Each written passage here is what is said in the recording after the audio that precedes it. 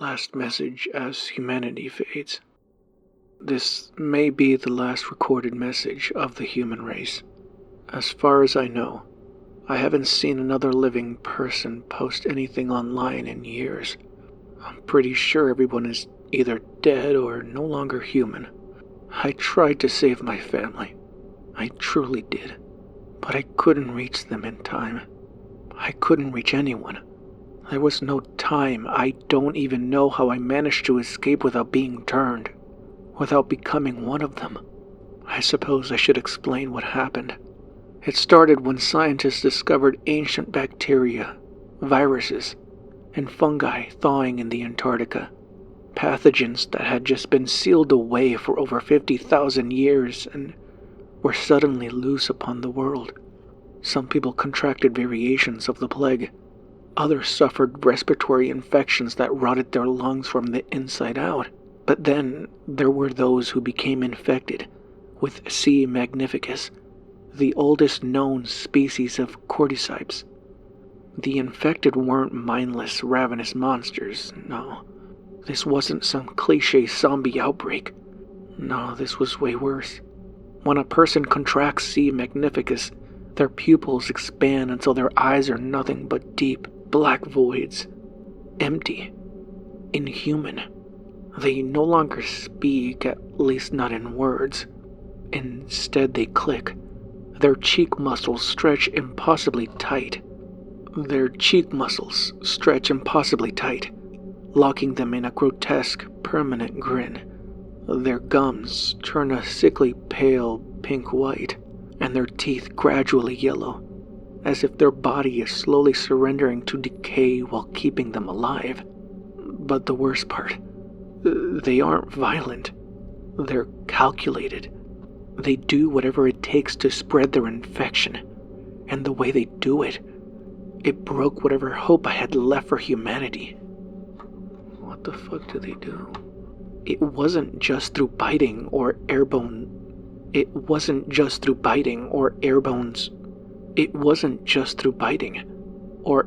spores. No. They spread it through fluids. They took it over by infiltrating, violating, and consuming.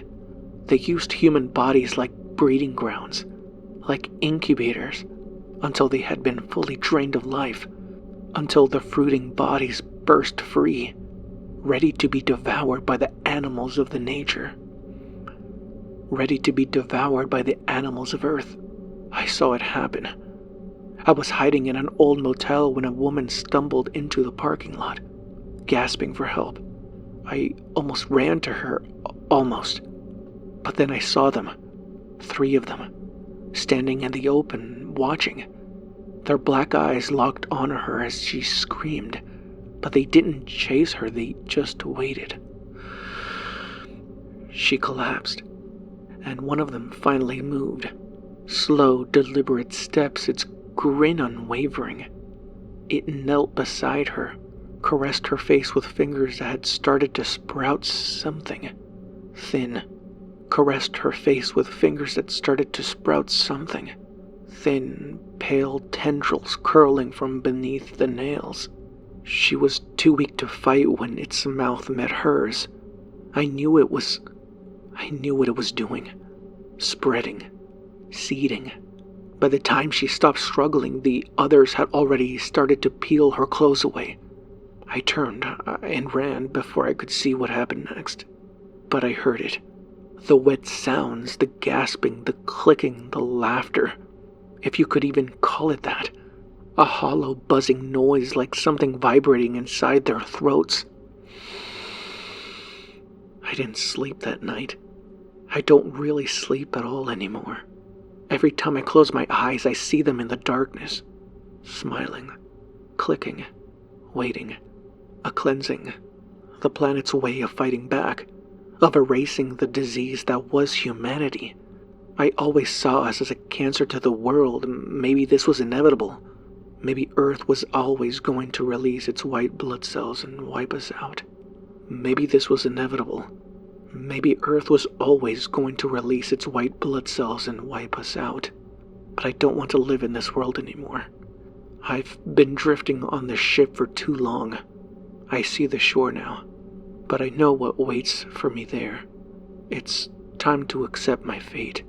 If anyone, anything, finds this transmission or my journal, know this: the earth does not take kindly to abuse. Farewell.